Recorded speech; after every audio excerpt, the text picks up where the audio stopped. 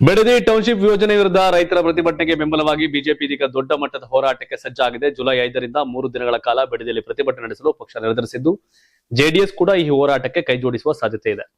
ಬೆಡದಿ township ಯೋಜನೆ ವಿಚಾರವನ್ನ ಗಂಭೀರವಾಗಿ ಪರಿಗಣಿಸಿರುವ ಬಿಜೆಪಿ ನಾಯಕರು ರೈತರ ಪರವಾಗಿ ರಾಜ್ಯ ಮಟ್ಟದ ಹೋರಾಟ ಆರಂಭಿಸಲು ಮುಂದಾಗಿದ್ದಾರೆ. ಜುಲೈ 5ರಿಂದ 3 ದಿನಗಳ ಕಾಲ ಬೆಡದಿಯಲ್ಲಿ ಪ್ರತಿಭಟನೆ ನಡೆಸಲು ಪಕ್ಷ ರೂಪುರೇಷೆ ಸಿದ್ಧಪಡಿಸಿದೆ. ಈ ಹೋರಾಟದಲ್ಲಿ ಜೆಡಿಎಸ್ ಭಾಗಿಯಾಗುವ ಸಾಧ್ಯತೆ ಇದೆ ಅಂತ ಹೇಳಲಾಗ್ತಾ ಇದೆ. ವಿರೋಧ ಪಕ್ಷ ನಾಯಕ ಹಾಗೂ ಬಿಜೆಪಿ ರಾಜ್ಯಾಧ್ಯಕ್ಷರ ನೇತೃತ್ವದಲ್ಲಿ ನಡೆದಿರತಕ್ಕಂಥ ಈ ಪ್ರತಿಭಟನೆಯಲ್ಲಿ ಪಕ್ಷದ ಪ್ರಮುಖ ನಾಯಕರು ಭಾಗವಹಿಸುತ್ತಾರೆ. ಟೌನ್ಶಿಪ್ ಯೋಜನೆಗೆ ವಿರೋಧ ಪಕ್ಷ ವ್ಯಕ್ತಪಡಿಸುತ್ತಿರುವ ರೈತರ ಬೇಡಿಕೆಗಳಿಗೆ ಬೆಂಬಲ ಸೂಚಿಸುವ ಉದ್ದೇಶದಿಂದ ಹೋರಾಟವನ್ನ ತೀವ್ರಗೊಳಿಸಲು ಬಿಜೆಪಿ ನಿರ್ಧಾರ ಮಾಡಿದೆ. ಇದುವರೆಗೆ ಈ ವಿಚಾರದಲ್ಲಿ ಸ್ಪಷ್ಟ ನಿಲುವು ತಾಳಿಲ್ಲ ಎಂಬ ಟೀಕೆಗೆ ಪ್ರತಿಕ್ರಿಯೆಯಾಗಿ ಇದೀಗ ಪಕ್ಷ ರಾಜಕೀಯವಾಗಿ ಸಕ್ರಿಯವಾಗಿ ಅಖಾಡಕ್ಕಿಳಿತಾ ಇದೆ. ಇತ್ತೀಚಿನ ಅಡ್ಡ ಮತದಾನ ವಿವಾದದ ಬಳಿಕ ಪಕ್ಷದೊಳಗೆ ಉಂಟಾಗಿರ್ತಕ್ಕಂಥ ಅಸಮಾಧಾನದ ನಡುವೆಯೇ ಈ ಹೋರಾಟದ ಮೂಲಕ ಕಾರ್ಯಕರ್ತರನ್ನ ಒಗ್ಗೂಡಿಸಿ ಶಕ್ತಿ ಪ್ರದರ್ಶನ ಮಾಡುವ ಲೆಕ್ಕಾಚಾರದಲ್ಲಿಯೂ ಬಿಜೆಪಿ ನಾಯಕರು ಇದ್ದಾರೆ ಎನ್ನಲಾಗಿದೆ.